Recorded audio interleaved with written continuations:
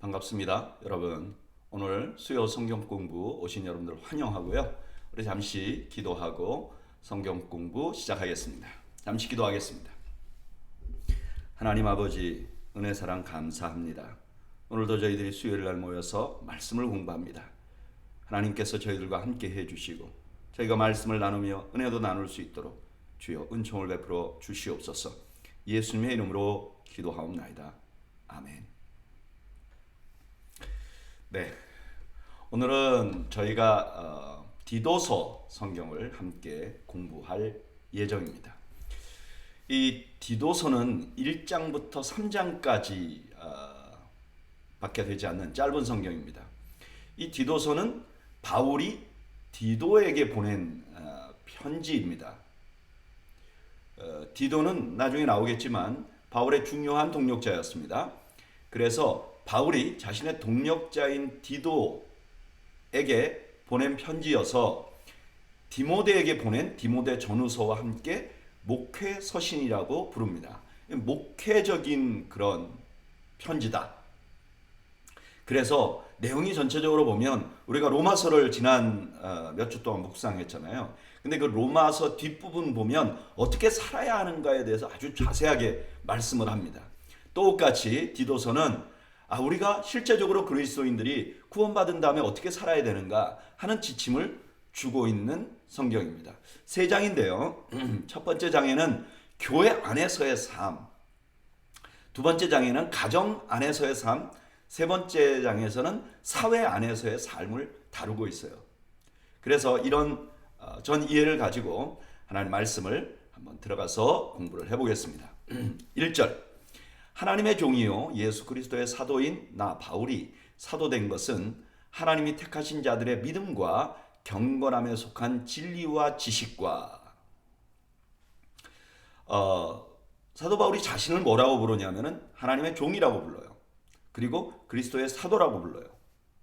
근데 이 두 말은 모두가 굉장히 자기 자신의 그 위치에 관해서 자랑스러움을 가지고 하는 말입니다.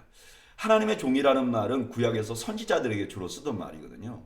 그리고 사도라는 것은 신약시대 때 예수님에게 직접 불리움을 받은 아주 특별한 위치를 갖고 있는 사람이었어요. 그러니까 바울이 자기 자신의 그 지금 위치에 관해서 아주 자랑스럽게 생각하는 거예요.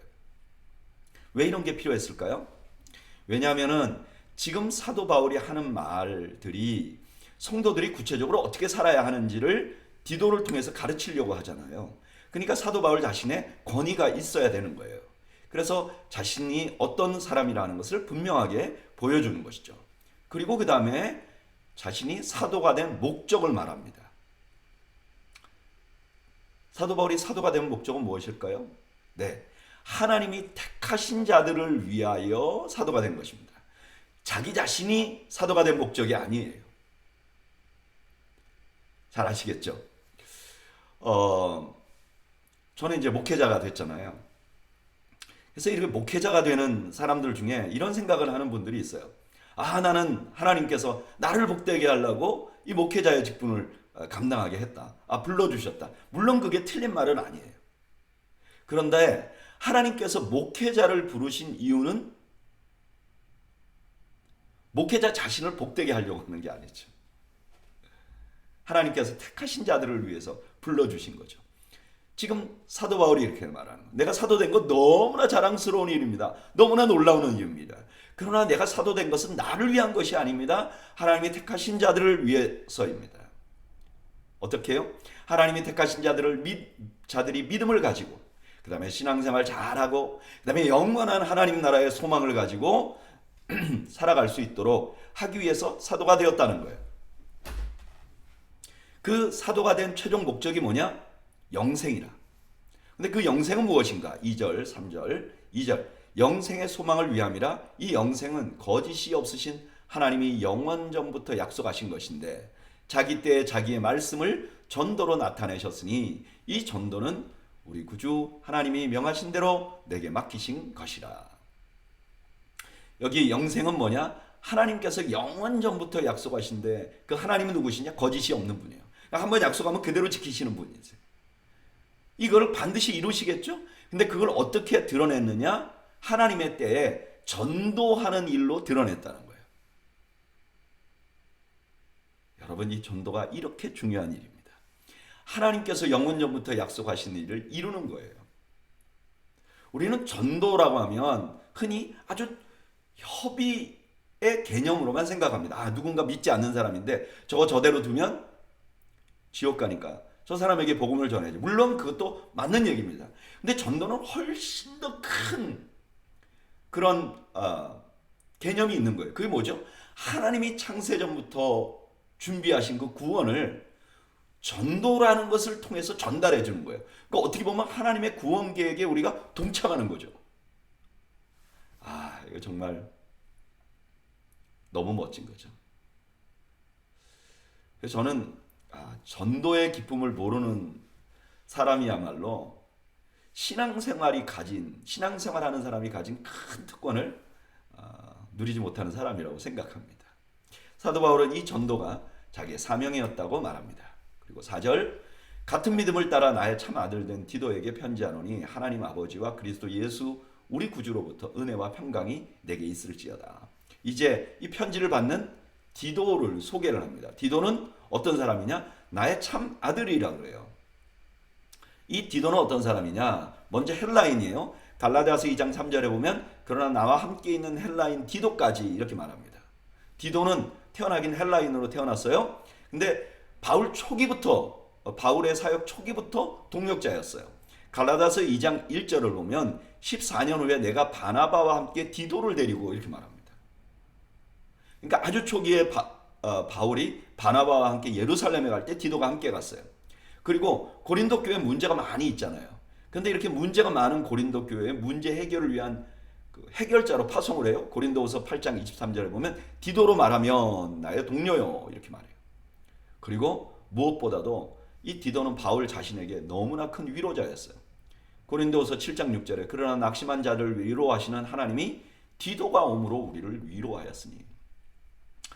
바울에게 디도가 참 너무 중요한 사람이었던 것 같아요. 5절, 내가 너를 그레데에 남겨둔 이유는 남은 일을 정리하고 내가 명한 대로 각 성에 장로를 세우게 하려 함이니. 그레데는 크레타 섬이죠. 근데 바울이 이만큼 디도를 좋아하니까 디도하고 함께 이제 전도 여행을 다니기를 원하는데 바울이 이상하게 디도를 크레타 섬에 남겨뒀어요.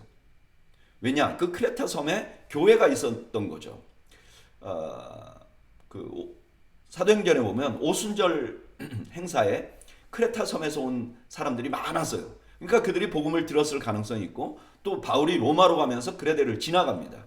그때 교회가 생겼을 가능성이 있어요. 어쨌든 크레타 섬에는 교회가 있었어요. 근데 그 섬 안에 여러 성들이 있는데 그 성들에 이 디도가 장로를 세우게 하려고 한다고 그러는 거예요. 이렇게 사랑하는 디도를 크레타 섬 있는 교회에 남겨둔 이유는 장로를 세우려고. 여러분, 교회에서 리더를 세우는 건 이만큼 중요합니다. 우리가 지난주에 임직자를 세웠잖아요. 어떻게 보면 굉장히 교회 그냥 일반적인 행사같이 느껴집니다. 근데 저는 개인적으로 이 리더를 세우는 게 너무 중요한 일이라고 생각을 합니다. 벌써 작년부터 저는 올해 리더를 세우겠다고 당회에서 우리가 나누고 당회원들이 오래전부터 같이 기도하면서 어떤 사람을 세울 수 있는지 우리가 생각을 했고 또 일일이 제가 성도들에게 전화를 하고 또 그렇게 세워진 사람들을 위해서 몇 주 동안 훈련을 시키고 그리고 우리가 세우는 거죠. 그리고 제가 개인적으로 목회를 하면서 리더를 세울 때 약간 스트레스가 있어요. 이게 나쁜 스트레스가 아니라 정말 잘해야 된다. 정말 이분들이 소중한 분이다. 왜냐하면 리더가 잘못 세워지면 교회가 너무 어렵거든요. 그러니까 지금 사도 바울이 디도를 거기 남겨둔 이유도 그거예요. 좋은 리더를 세워야 된다. 그래야 이 교회 같은 들이 서가기 때문에 그래요. 그러면 그 리더는 어떤 사람이어야 하는가? 이게 너무 중요하죠. 6절, 책망할 것이 없고 한 아내의 남편이며 방탕하다 하는 비난을 받거나 불순종하는 일이 없는 믿는 자녀를 둔 자라야 할지라. 책망할 것이 없다. 이거는 이제 법적으로나 도덕적으로 큰 책 잡힐 일이 없어야 된다는 거예요. 뭐 이게 아무런 단점이 없는 그런 뜻이 아니고 뭐 강도짓을 했다든지 뭐 그런 것 있잖아요. 전과가 있다든지 뭐 그런 거 있잖아요. 회복하기 어려운 그런 책망할 것이 없어야 된다. 그리고 한 아내의 남편이어야 한다. 이거를 존 스토트 목사님은 그냥 독신이나 사별 후에 재혼한 사람에 대해서 말하는 게 아니라 일부 다처하는 사람들 있잖아요. 막 여러 아내를 둔 사람 안 된다는 거예요. 혹은 그 전 배우자와 이혼하고 나서 재혼한 사람은 안 된다고 이렇게 해석을 합니다. 근데 어쨌든 일생에 뭐 한 사람만 하고 결혼한 그거는 아니라는 것을 지금 말하는 거죠. 그리고 자녀들이 건전한 생활을 해야 한다는 거예요. 가정생활에서 모범이 되어야 한다고 강조를 하고 있는 거죠. 7절 감독은 하나님의 청지기로서 책망할 것이 없고 제 고집대로 하지 아니하며 급히 분내지 아니하며 술을 즐기지 아니하며 구타하지 아니하며 더러운 이득을 탐하지 아니하며. 여기 감독이라는 말은 주로 우리가 목회자들을 지칭하는 말로 쓰였어요. 근데 이 7절에서는 조금 달라요. 7절에는 뭐라고 말하냐면 헬라어 원문이 왜냐하면 이렇게 시작해요. 그러니까 6절에 장로는 가정에서 모범을 보여야 합니다. 그리고 7절에는 왜냐하면은 그 감독은 이라고 말하는 이 감독은 계속해서 장로를 말하는 것이라고 우리가 생각합니다. 근데 여기 장로는 그러면 딱 오늘날 장로들을 말하는 거냐? 그건 아니에요. 목회자와 장로를 다 같은 역할을 하는 사람을 말해요. 예전에 한국에도 아주 오래전에 교회 목회자들이 다 없었어요. 없는 데가 많았어요. 목회자들이 숫자가 부족하니까. 그럼 보통 영수나 혹은 장로님들이 교회에서 가르치는 일을 했어요. 목회자와 똑같은 삶을 살았어요. 그러니까 지금 계속해서 장로님들에 관해서 말하는 거예요. 그 사람들은 어떤 사람들이냐? 책망할 것이 없어야 된다. 우리 6절에서는 말했잖아요. 그리고 11가지, 6, 7절부터 시작해서 11가지를 제안합니다. 장로는 이래야 합니다. 그 중에 5가지는 소극적인 것, 6가지는 적극적인 거예요. 어떤 것이 있냐? 오늘 본문에 제 고집대로 하지 않는다. 이건 뭐죠? 티처블하지 않아서는 안 된다. 배우려고 하는 생각이 강해야 한다는 거예요. 하여튼 제일 안 좋은 리더는 뭐냐면 내 생각은 이런데 자기 생각을 꺾지 않으려고 하는 사람. 제일 월스트야. 티처블을 해야 됩니다. 뭔가 자꾸 배우려고 하고 내가 틀렸는가 돌아보려고 하고 그 다음에 분노 조절이 안 되면 이거 굉장히 큰 어려움입니다. 이런 분들은 리더를 안 하시는 게 좋아요. 분노 조절이 안 됩니다. 인내심 이게 꼭 필요합니다. 그 다음에 술을 즐기지 않는 것 이거는 중독을 의미하는 거. 술 막. 그 다음에 구타하지 않고 이렇게 사람을 때리는 버릇이 있는 분들은 교회 리더가 되면 안 되죠. 이건 정말 교회를 엉망을 만들 수 있습니다. 그런데 박윤선 목사님이라는 예전에 한국교회 신학자이고 목회자인 목사님은 이걸 이렇게 설명을 했어요. 이거는 실제적인 구타나 혹은 설교로 치는 거 있잖아요. 치는 설교. 앙심을 품고 설교할 때 쓰는 거. 혹은 눈이나 얼굴로 욕하는 거 있잖아요. 이런 거 다 안 된다는 거예요. 그 다음에 더러운 이익을 탐하는 거. 올바르지 않게 교회나 혹은 주변 사람들을 사용해서 자기 개인적인 이익을 보려고 하는 사람들 있잖아요. 그럼 이런 사람은 리더로 세우면 안 된다는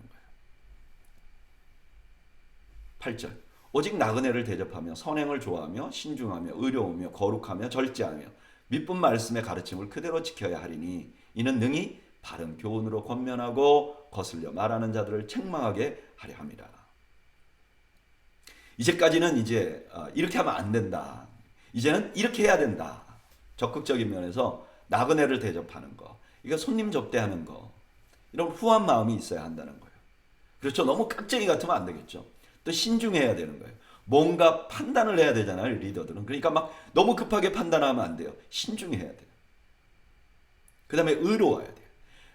모든 사람을 대할 때 공평해야 돼요. 아니 너는 나하고 친하니까 네 말이 무조건 맞아. 이러면 안 된다는 거예요. 공평해야 된다. 거룩해야 된다. 이거 경건한 삶을 살아야 된다. 절제해야 된다. 자신을 잘 다스려야 돼요. 그 다음에 무엇보다 자기 자신이 말씀에 따라 살려고 몸부림쳐야 된다는 거예요. 그래야 다른 사람을 책망할 수가 있다는 거예요. 리더가 하는 어려운 일 중에 하나가 책망하는 일이잖아요. 그런데 그러려면 자기가 올바로 살아야 된다는 거예요. 여러분, 리더를 세우는 것은 교회에 정말 중요한 일입니다. 저는 이번에 우리 교회에 세워진 일꾼들은 참 좋은 분들을 우리가 세웠다고 생각을 합니다. 물론 그 전에도 그랬지만 리더가 잘 세워지면 교회는 큰 기초를 가지게 되는 것입니다. 저는 이런 말씀을 볼 때 우리가 항상 리더를 세울 때 어떤 기준으로 세우고 있는지를 돌아보아야 합니다. 우리 교회는 어떤 기준으로 세우고 있는가? 나는 어떤 사람이 교회 리더가 되어야 된다고 생각하는가? 우리를 좀 돌아봐야 합니다. 또 반대로 자기 자신이 리더인 분들이 있잖아요. 저같이 목회자라든지 우리 장로님들이라든지 우리 안수 집사님, 권사님들은 이런 말씀을 보면서 자기를 돌아봐야 합니다. 그리고 부족한 부분이 있으면 성령님께 도움을 구해야 합니다. 성령님, 내가 참 이런 부분이 안 됩니다. 저를 도와주세요. 그렇게 하면 하나님께서 성령님을 통해서 우리를 변화시키시고 또 교회를 위해서 꼭 필요한, 나도 모르는 사이에 꼭 필요한 일꾼이 되는 은혜를 누리게 될 줄로 믿습니다. 저는 우리 교회가 이렇게 리더들을 세우고 존중하고 또 리더들은 자신들을 돌아보고 늘 겸비해지는 그런 은혜가 항상 함께하는 교회가 되기를 축복합니다. 사실 교회는 이것만 돼도 참 은혜로운 교회 같아요. 자, 이러한 올바른 장로님들에 비해서 그레다 교회를 어렵게 만드는 거짓 교사들이 그 안에 있었어요. 그 거짓 교사들에 관해서 말씀을 해줍니다. 10절, 불순종하고 헛된 말을 하며 속이는 자가 많은 중 할례파 가운데 특히 그러하니. 할례파는 어떤 사람들이죠? 유대인들이었어요. 근데 이 사람들이 이제 예수님을 믿었어요. 근데 이분들이 이렇게 말하는 거예요. 너희들이 예수님을 믿어서 구원받는 게 아니라 할례를 받아야 구원받을 수 있어. 그리고 유대인들이 지키는 전통을 지켜야 하고 음식법을 지켜야 돼. 이렇게 말하는 사람들이라는 거예요. 이 사람들은 뭐라고 말하는? 이 사람들을 뭐라고 부르느냐? 복음의 말씀에 순종하지 않는 자다. 맞죠? 복음의 말씀에 순종하지 않는 거잖아요. 그리고 헛된 말을 하는 것, 쓸데없는 말을 한다는 거예요, 이 사람들이. 그리고 속여요. 사실에 근거하지 않는 자기중심적인 말을 하는 사람들이에요. 11절, 그들의 입을 막을 것이라. 이런 자들이 더러운 이득을 취하려고 마땅하지 아니한 것을 가르쳐 가정들을 온통 무너뜨리는도다. 디도에게 그들의 입을 막으라 그래요. 이건 어떤 뜻이죠? 강단을 내어주지 말라는 뜻인데 절대로 리더십을 주지 말라는 거예요. 목회자의 아주 중요한 역할 중에 하나는 리더십을 주지 않도록, 어떤 사람들에게. 굉장히 어려운 일이죠. 왜 그런가? 그 사람들은 자기 이득만을 위해서 가르치고 좋지 않은 결과를 가져오게 만들었기 때문에 그렇죠. 하여튼 초대교회는 이 유대 헬라파들 때문에 굉장히 어려움이 많았던 것 같아요. 우리가 지난번에 로마서 배울 때도 그랬잖아요. 그 안에 있는 유대 기독교인들 때문에 유대 기독교인이라고 말할 수는 없죠. 유대 교회에 있다가 예수님을 믿고도 예전 전통을 그대로 따르려고 하는 자들 말이죠. 12절, 그레데인 중에 어떤 선지자가 말하되 그레데인들은 항상 거짓말쟁이며 악한 짐승이며 배만 위하는 게으름뱅이라 하니 이 증언이 참되도다. 그러므로 내가 그들을 엄히 꾸짖으라. 이는 그들로 하여금 믿음을 온전하게 하고. 여기 말한 그레데인들은 항상 거짓말장이라는 말은 에피페네스라는 시인이 한 말인데 이 기록이 있어요. 이런 말을 해서. 근데 여기 아마도 그 그레데 사람들이 그 당시에는 좀 거짓말 잘하는 사람들로 많은 사람들이 이렇게 비난했던 것 같아요. 그래서 그 당시에 그레데라는 말이 거짓말하는 사람이라는 의미가 있었다 그래요. 그러니까 그 당시에 유행하던 말을 가지고 그레데 교회 안에 있는 거짓 선지자들의 행태를 지금 바울이 드러내는 거죠. 그런 자들에 관해서 엄히 꾸짖으라 그래요. 아주 단호하게 꾸짖으라고 합니다. 14절 유대인의 허탄한 이야기와 진리를 배반하는 사람들의 명령을 따르지 않게 하려 함이라. 그렇게 엄하게 해야 되는 이유는 사람들이 유대인의 허탄한 이야기와 진리를 배반한 사람들의 명령을 따르지 않게 하려 합니다. 이게 유대인의 허탄한 이야기는 어떤 것이냐면은 유대교의 전통에서 나온 이야기들이 있어요. 그건 성경이 아니에요. 근데 여기에 그냥 매여가지고 이거 가지고 막 논쟁을 하는 거예요. 그게 이거 허탄하다는 거예요. 쓸데없다는 거예요. 그냥 쓸데없는 자기 전통과 우화에서 나온 거 가지고 다투는 거, 논쟁하는 거. 이런 거 갖고 시간 보내면 안 된다는 거예요. 그리고 그들의 명령을 따르면 안 된다는 거예요. 그러기 위해서 단호해야 한다는 거예요. 그리고 이렇게 말합니다. 15절. 깨끗한 자들에게는 모든 것이 깨끗하나 더럽고 믿지 아니하는 자들에게는 아무것도 깨끗한 것이 없고 오직 그들의 마음과 양심이 더러운지라. 그들이 하나님을 시인하나 행위로는 부인하니 가증한 자요 복종하지 아니하는 자요 모든 선한 일을 버리는 자니라. 유대인에 관해서 사도 바울이 정말 명쾌한 말을 합니다. 그들이 그렇게 정결의식 지키려고 그러는 거 왜 그런 줄 알아? 그들이 여전히 더러워서 그래. 근데 우리는 이미 깨끗해졌잖아. 예수 그리스도의 보혈로 깨끗해졌잖아요. 그러니까 더 이상 그렇게 할 필요가 없는 거예요. 아주 명쾌하게 말합니다. 그리고 그 유대 기독교인들에 대해서 아니죠. 할레파에 대해서 그들은 하나님을 입으로는 시인해요. 근데 행위로는 거부해요. 왜 그렇죠? 그들이 하나님의 아들이 그 모든 유대 율법을 다 이루었다고 했는데도 여전히 그 율법으로 가려고 하는 거니까 행동은 하나님의 능력을 신뢰하지 않는 것이라는 거예요. 이런 자들에 관해서 아주 단호하라고 말합니다. 이 1장에서는요. 목회자인 디도의 아주 중요한 두 가지 업무를 말합니다. 하나는 리더를 세우는 거예요. 장로를 세우는 거예요. 그래서 이분들이 성도들과 함께 그 교회를 세워나가도록 하는 거예요. 또 하나는요. 이단에 관해서 아주 단호하는 거예요. 공동체를 망가뜨리는 자들에게는 호의적이어서는 안 된다는 거예요. 목자는 양들을 사랑으로 양육해야 되지만 양을 공격하는 이리들과는 맞서 싸워야 하는 거예요. 우리는 이런 말씀 앞에서 우리가 항상 양날의 칼이 있어야 되는 것 같아요. 사랑과 진리. 진리는 있는데 사랑이 없으면 아무런 의미가 없죠. 이 진리가 힘이 없죠. 근데 반대로 사랑은 많은데 진리가 없으면 거짓 진리를 따르게 되고 이 사랑까지도 잘못 사용될 수 있잖아요. 그래서 우리는 이 사랑과 단호함이 함께 있어야 돼요. 저는 우리 교회가 이 사랑과 단호함이 함께 있는 교회가 되기를 바랍니다. 그래야 건강해져요. 저는 이 말씀을 준비하면서 저 자신 한번 이 말씀 앞에 비춰보는데 저는 개인적으로 사랑도 부족하지만 이 단호함에 참 부족했던 것 같아요. 교회를 어렵게 하고 분명히 이분이 거짓말을 하고 있음에도 불구하고 이분을 잘 설득한다고 그런가요?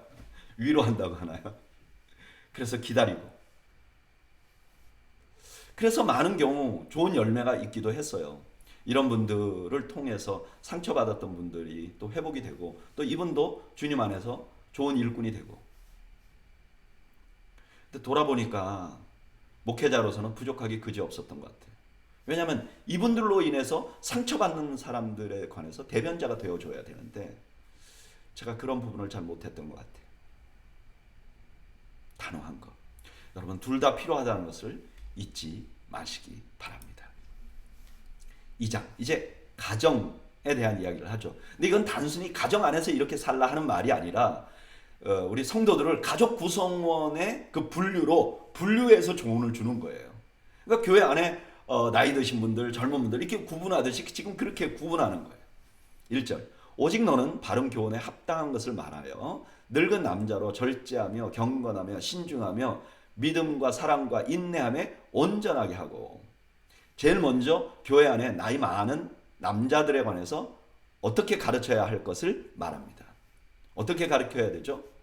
이분들이 경건하게 살도록 가르쳐야 된다는 거예요. 경건은 뭐냐? 뭐 안 하고 뭐 안 하고 그런 게 아니라 존경스럽게, 사람들이 보기에 저분 참 존경스럽다 이렇게 보이도록 그렇게 해줘야 된다는 거예요. 그리고 여기 신중하다는 건 자기관리. 나이 드신 분들일수록 자기관리 잘하도록 우리가 도와야 된다는 거예요. 믿음과 사랑과 인내하면 온전해지는 거예요. 온전해지는 건 균형 잡힌. 그래서 연세 드신 남자분들이 균형 잡힌 삶을 살 수 있도록 가르쳐야 한다는 거예요. 그렇게 말해줘야 된다는 거예요. 3절. 늙은 여자로는 이와 같이 행실이 거룩하며 모함하지 말며 많은 술에 종이 되지 아니하며 선한 것을 가르치는 자들이 되고. 나이 드신 여자분들에게는 악한 말 하는 것과 술 조심하라고 합니다. 왜 이게 술이 그때 당시에 여자분들에게 말을 했을까? 왜 악한 말 하는 거를 여자분들에게 말했을까? 남자분들도 했을 텐데. 아마 당시를 우리가 그냥 상상해 보면 여자분들은 주로 집 안에 있었잖아요. 남자들은 어느 정도 나이가 되면 사회적으로 소셜 포지션이 있고 그러니까 어떤 때는 술을 마시기도 하지만 어떤 때는 뭐 안 마시기도 하고 뭐 어쨌든 공적인 생활이 있었는데, 여자분들은 보통 나이가 들면 집안에서 의무는 사라지고 특별히 할 일이 없으니까 아마 술을 많이 드실 수도 있었다고 생각해요. 제가 기억해 보면 제가 어렸을 때 자랐던 고향 마을에 할아버지들도 많이 그랬지만 할머니들도 담배 피우시는 분들이 굉장히 많았어요. 연세 많아서 논일이나 밭일을 못하게 되시는 어른들이 집에서 담배 피시고 그런 분들을 종종 봤어요. 아마 그런 것들 때문에 이렇게 가르치지 않았는가 그런 생각이 듭니다. 근데 여기에 여자분들에게는 또 다른 중요한 요청을 합니다. 그게 뭐냐면은 선한 것을 가르치는 자들이 되고, 아니 가르치는 것은 남자들이 해야지 왜 여자들에게 이 말을 하는가? 이유는 뒷부분 때문에 그래요. 4절. 그들로 젊은 여자들을 교훈하되 그 남편과 자녀를 사랑하며 신중하며 순전하며 집안일을 하며 선하며 자기 남편에게 복종하게 하라. 이는 하나님의 말씀이 비방을 받지 않게 하려 함이라. 나이 드신 여자분들의 그 의무 중에 하나가 젊은 여자들을 교훈하도록 했어요. 물론 성경에 보면 젊은 여자들도 그 사도들이나 혹은 교회 가르침을 받을 수가 있었어요. 그런데 구체적으로 이분들을 가르치는 것은 나이 드신 여자분들에게 맡겨진 거죠. 참 지혜롭게 한 것 같아요. 그래서 나이 드신 여자분들은 젊은 여자분들을 잘 양육해서 이분들 때문에 하나님의 말씀이 비방받지 않게 하라고. 나이가 드시면 남자들도 중요하지만 여자분들의 삶이 참 중요한 것 같아요. 교회. 그죠? 6절. 너는 이와 같이 젊은 남자들을 신중하도록 권면하되 범사에 내 자신이 선한 일에 본을 보이며 교훈에 부패하지 아니함과 단정함과 책망할 것이 없는 바른 말을 하게 하라. 이는 대적하는 자로 하여금 부끄러워 우리를 악하다 할 것이 없게 하려 함이라. 아멘. 젊은 남자들은 디도가 직접 가르치라 그래요. 그래서 제일 가르친 게 신중하고, 이게 너무 혈기가 있어. 막 젊을 땐 그러잖아요. 이거 안 돼. 그렇게 하지 말고 신중하도록 얘기를 하라는 거예요. 그런데 저는 7절에 보면 범사에 내 자신이 선한 일에 본을 보이라 그래요. 디도 보고 너가 본을 보이라 그래요. 이거 참 무서운 말이에요. 목회자들에게 설교 잘하라 하지 않고 감동적으로 말씀 전하라 하지 않고 젊은 사람들에게는 너의 삶을 보여. 저는 이런 면에서 약간 오늘날 우리 그 개신교회 목회자들이 시스템이 이제 풀타임으로 목회만 전념하는 사람들을 기대하잖아요. 물론 그런 면도 있긴 있어야 될 것 같아요. 왜냐하면 요즘에 교회 일이 많으니까. 그런데 본을 보이려면 교회 일만 해가지고는 좀 어렵지 않을까? 내가 직장을 다니면서 어떻게 직장 생활을 하는지 직장을 다니는 많은 사람들에게 본을 보일 수 있어야 되지 않을까? 자영업을 할 때는 어떻게 해야 되는지, 저 목사님 같이 사업을 해야 돼. 이런 본을 보여야 되지 않을까? 그렇게 본을 못 보이니까 성도들이 교회에서 사는 삶하고 교회 바깥의 삶이 너무 다른 건 아닐까? 이런 생각이 들더라고요.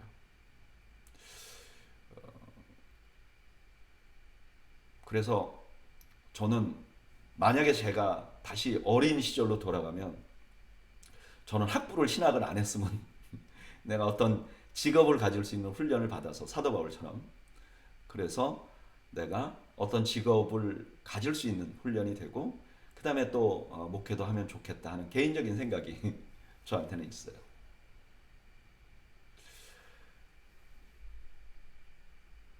참 어려운 말씀인 것 같습니다. 본을 보여야 된다는 건 참 무서운 말씀이에요. 9절 종들은 자기 상전에게 범사에 순종하여 기쁘게 하고 거스려 말하지 말며 훔치지 말고 오히려 모든 참된 신실성을 나타내게 하라. 이는 범사에 우리 구주 하나님의 교훈을 빛나게 하려 함이라. 종은 가족 중에 한 부분이에요. 근데 이 종들은 상전에게 순종하라고 해요. 왜 그런가? 하나님의 교훈을 빛나게 하기 위해서. 저 종이 교회 가더니 하나님 믿더니 상전에게 막 대들고 인권을 말하고 그렇게 해서 그 상전이 생각하기를 저 예수 믿게 하면 저 문제가 큰데 이렇게 생각하지 않도록 존중해 주라는 거예요. 성경은 우리 사람이 종은 낮고 뭐 자유자는 높고 뭐 남자는 높고 여자는 낮고 이렇게 차별하지는 않습니다.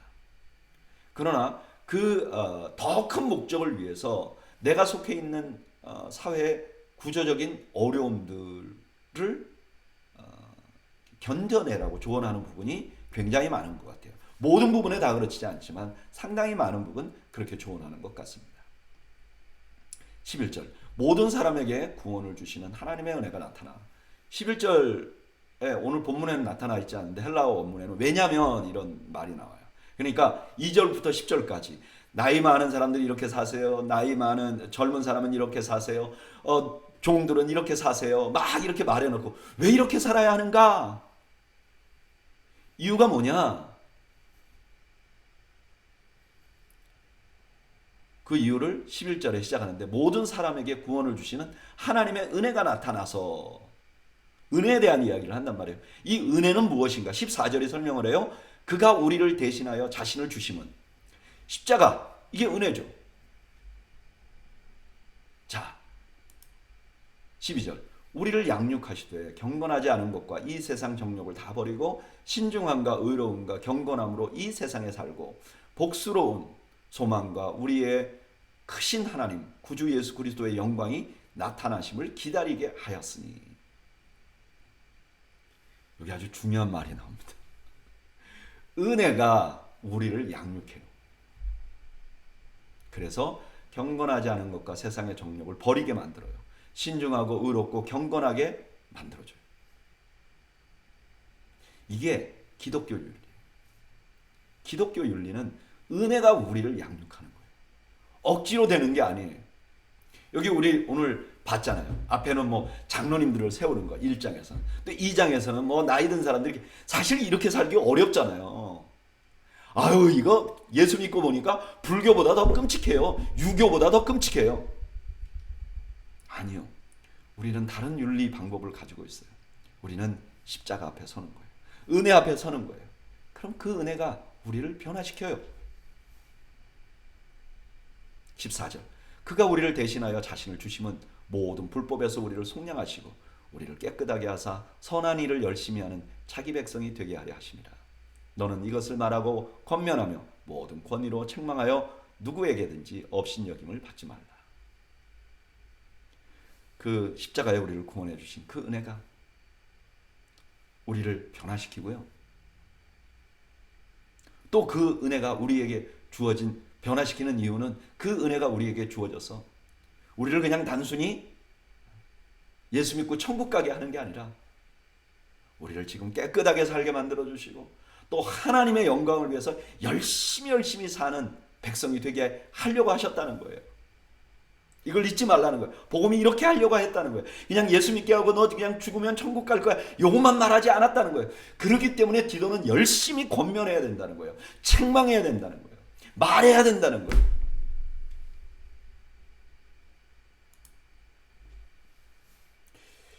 디도서 2장은 십자가의 은혜가 우리에게 주는 유익을 말하면서 마무리합니다. 여러분, 십자가의 은혜를 묵상하면 우리는 먼저 구원의 확신을 갖게 돼요. 아, 예수 그리스도가 나를 위하여 죽으셨다. 그러면 구원의 확신을 갖게 돼요. 그런데 이 십자가의 은혜를 계속 묵상하면 우리가 올바로 살 수밖에 없어요. 그렇지 않겠어요? 십자가의 은혜를 날마다 묵상하면서 어떻게 누구를 미워하겠어요? 정죄하겠어요? 그리고 선한 일을 하게 돼 있죠. 무조건 선한 일을 하게 돼 있죠. 저는 그래서 십자가를 말씀하는 거예요. 이제까지 십자가를 너무나 많이 구원받는 데만 사용했어요. 그런데 아니라는 거예요. 이 십자가의 은혜를 묵상하는 것이 이 땅의 그리스도인들이 사는 모든 삶의 가장 중요한 원동력이 된다는 거예요. 축복이 된다는 거예요. 여러분, 기독교 윤리는 은혜가 지배하는 삶입니다. 내가 이렇게 살아야지 저렇게 살아야지 하는 것이 중요한 게 아니라 말씀 앞에 서고 십자가 앞에 서면 그 은혜가 나를 변화시키고 지배한다는 거예요. 이러한 변화된 삶이 가장 잘 나타나야 될 것이 바로 가정이라는 거예요. 그래서 이런 말씀 묵상하면서 우리가 나는 가정 안에서 하나님의 은혜대로 살고 있는가? 나는 가정 안에서 항상 하나님의 은혜에 지배돼서 살고 있는가? 아니면 나는 가정 안에서 항상 무너지는 사람인가? 우리 자신을 좀 돌아보는 은혜가 있기를 바랍니다. 이제 3장으로 넘어갑니다.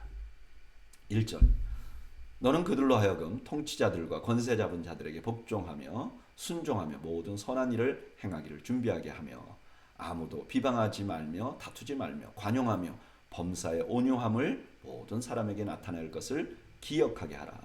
여기 그들은 성도들이죠. 성도들이 사회 나가서 어떻게 살아야 되는가, 그걸 꼭 가리키라는 거예요. 어떻게 해야 되죠? 정부의 법 테두리 안에서뿐만 아니라 그건 물론 지켜야 하는 거죠. 근데 법을 넘어서서 선을 행해야 한다는 거예요. 또 세상을 비방하고 다툼만 하는 게 아니라 관용과 온유함으로 교회 밖의 사람들을 대해야 된다는 거예요. 저는 지금 크리스찬들이 이런 부분이 굉장히 약하다고 생각합니다. 특별히 젊은 크리스찬들, 젊은 목사님들이 성경을 가지고 세상이 이게 잘못됐어요. 세상이 왜 이렇게 불공평하고 불합리하고 세상이 왜 이렇게 비도덕적입니까? 세상이 말세입니다. 이게 잘못됐습니다. 저게 잘못됐습니다. 물론 말해야 해요. 그런데 그것만 말하면 안 돼요. 우리가 얼마나 관용하고 얼마나 온유하고 그들이 약하지만 그러나 우리가 받아들일 만한 그런 준비가 되어 있다는 것을 보여줘야 된다는 거예요. 이게 그리스도인들의 삶이어야 된다는 거예요. 왜 그렇죠? 왜 그래야 되죠? 3절, 우리도 전에는 어리석은 자요, 순종하지 아니한 자요, 속은 자요, 여러 가지 정욕과 행락의 종로로 단 자요, 악독과 투기를 이를 삼은 자요, 가증스러운 자요, 피차 미워한 자였으나. 왜 그러냐? 왜냐하면 왜 불신자들도 우리가 관용해줘야 되느냐? 이유는 우리도 옛날에 그랬어요. 자기 자신에 관해서 엄격해지면 다른 사람들에게 관용할 수 있는 거예요. 대부분의 사람들은요, 자기에게는 관용하고 남들에게 엄격해요. 그러니까 오늘날 교회가 세상에 빛이 되지 못하는 거예요. 교회는 우리에게 엄격해야 돼요. 우리가 잘해야 돼요. 너나 잘하세요. 그 말을 세상 사람들이 하는 게 아니라 우리가 해야 돼요. 우리나 잘해야죠. 우리에 대해 엄격해야 해요. 교회는 세상보다 더 엄격하게 우리 자신을 컨트롤하고 조심해야 해요. 4절. 우리 구주 하나님의 자비와 사람 사랑하심이 나타날 때 우리를 구원하시되 우리가 행한 바 의로운 행위로 말미암지 아니하고 오직 그의 긍휼하심을 따라 중생의 씻음과 성령의 새롭게 하심으로 하셨나니. 우리가 이렇게 그나마 이렇게 사는 것은 다 하나님의 은혜 아닙니까? 우리가 지금 이렇게 그나마 거룩하게 사는 거 하나님이 거듭나게 해주시고 씻어주시고 성령이 우리를 붙들어 주셨기 때문에 아닙니까? 이렇게 말씀하시는 거죠. 우리가 지금 이렇게 사는 거 우리 공로가 전혀 없어요. 그런데 그렇게 못 산다고 그들에게 비난하면 안 되죠. 6절. 우리 구주 예수 그리스도로 말미암아 우리에게 그 성령을 풍성히 부어주사 우리로 그의 은혜를 힘입어 의롭다 하심을 얻어 영생의 소망을 따라 상속자가 되게 하려 하심이라. 성령과 은혜와 소망, 이 모든 것이 다 우리에게서 나온 것이 아니죠. 그래서 기독교인들은 자신에게 냉정하고 이웃에게 관용해야 합니다. 저는 이런 말씀 묵상하면서 우리를 좀 돌아보면 좋겠어요. 나는 말씀을 공부하고 신앙생활 하면서 알게 되는 우리가 중요한 진리들이 있잖아요. 그걸 나한테 적용하는 데 집중하나? 아니면 다른 사람들에게 적용하는 데 집중하나? 저는 이런 면에서 큐티가 중요하다고 생각합니다. 큐티는 말씀을 나에게 적용하는 거예요. 큐티 나눔을 할 때도 그 말씀을 나에게 적용하는 거예요. 이 말씀 보니까 우리 장로님이 저렇게 하면 안 되는데? 이 말씀 보니까 우리 목사님이 저렇게 하면 안 되는데? 그게 아니고 나는 이 말씀 앞에 어떤가 돌아봐야죠.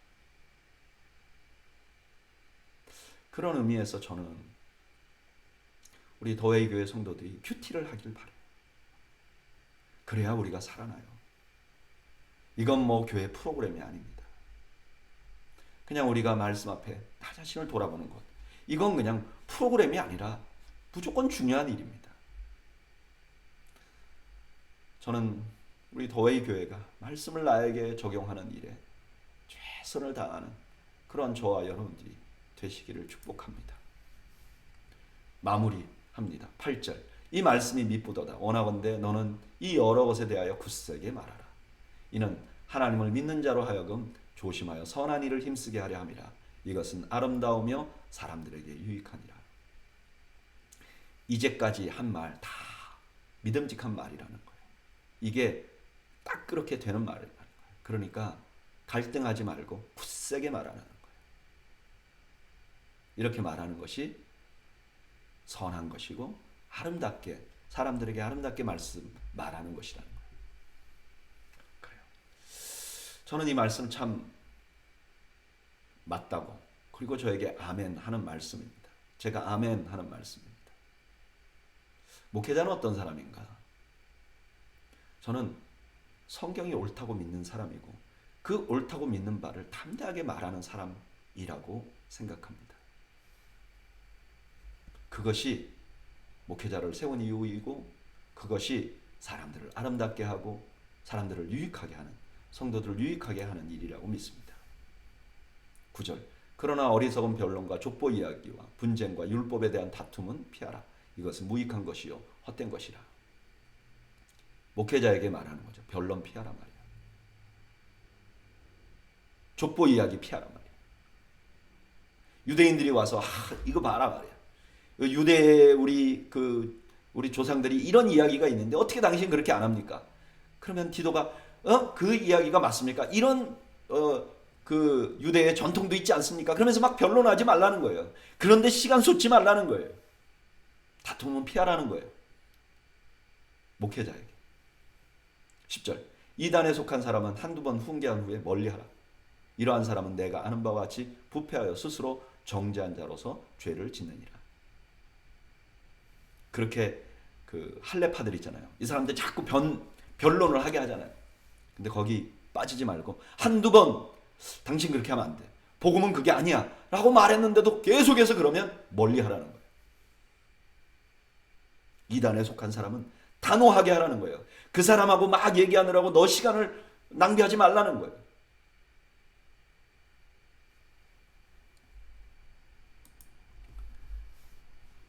사도 바울은 디도에게 디도 자신이 해야 할 일을 단호하게 말하고 그 다음에 개인적인 그런 말씀을 합니다. 12절 내가 아데마나 두기고를 내게 보내리니 그때에 내가 급히 니고볼리로 내게 오라. 내가 거기서 겨울을 지내기로 작정하였노라. 지금 그 디도가 너무 중요한 역할을 하고 있잖아요. 그 교회에서. 그러니까 아데마하고 두기고 정말 믿을 만한 사람. 두기고는 바울의 동력자 중에 한 사람이에요. 정말 믿을 만한 사람을 보내고 그 사람이 디도의 일을 좀 하는 동안 디도가 바울에게 좀 오라는 거예요. 니고볼리에서 좀 만나자는 거예요. 얼마나 만나기를 원했는지. 13절 율법 교사 세나와 및 아볼로를 급히 먼저 보내어 그들로 부족함이 없게 하고 또 우리 사람들도 열매 없는 자가 되지 않게 하기 위하여 필요한 것을 준비하는 좋은 일에 힘쓰기를 배우게 하라. 바울이 추천한 두 사람에게 물질적으로 부족하지 않도록 이렇게 섬기는 일을 하도록 하라고 권하고 있죠. 그리고 15절 나와 함께 있는 자가 다 내게 문안하니 믿음 안에서 우리를 사랑하는 자들에게 너도 문안하라. 은혜가 너희 무리에게 있을지어다. 마지막 교회에게 축복하면서 마무리합니다. 디도서라는 성경은 목회자 역할을 하고 있는 디도에게, 감독 역할을 하고 있는 디도에게 바울이 보낸 편지입니다. 대부분의 내용은 디도가 어떻게 다른 사람을 가르쳐야 하는지를 말해줍니다. 그런데 이 마지막 부분에서는 디도 자신이 해야 할 일을 강력하게 말씀하고 마칩니다. 그게 뭐죠? 하나님의 말씀을 분명하게 전하라는 거예요. 이것이 때로는 어렵고 때로는 사람들이 좋아하지 않더라도 분명하게 전해야 한다는 거예요. 이것이 그들에게 유익하다는 거예요.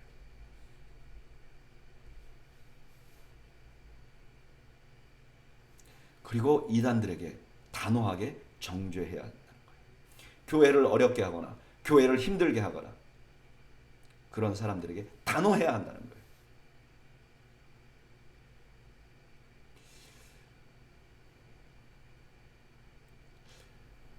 저는 이 마지막 말씀을 묵상하면서 정말 말씀 사역자로서 무거운 책임감을 느낍니다. 저는 제 나름대로는 이때까지 한 말씀 전하기 위하여 정말 몸부림치고 공부하고 묵상하고 그래서 말씀을 전하는 일에 최선을 다해왔다고 생각했습니다. 그런데 오늘 이 말씀을 묵상하면서 여전히 부족한 부분이 많이 있다는 것을 많이 느낍니다. 여러분, 교회는 말씀 사역자가 하나님의 말씀을 올바로 전할 때 그때 든든히 서갈 수 있습니다. 그래서 말씀 사역자들을 위해서 기도해 주십시오. 우리 더웨이 교회 말씀 사역자들이 하나님의 말씀을 정말 하나님이 원래 원하시던 그 뜻대로 전하게 하시고 최선을 다해서 말씀을 전하게 하시고 하나님의 말씀으로 성도를 양육하고 하나님의 말씀으로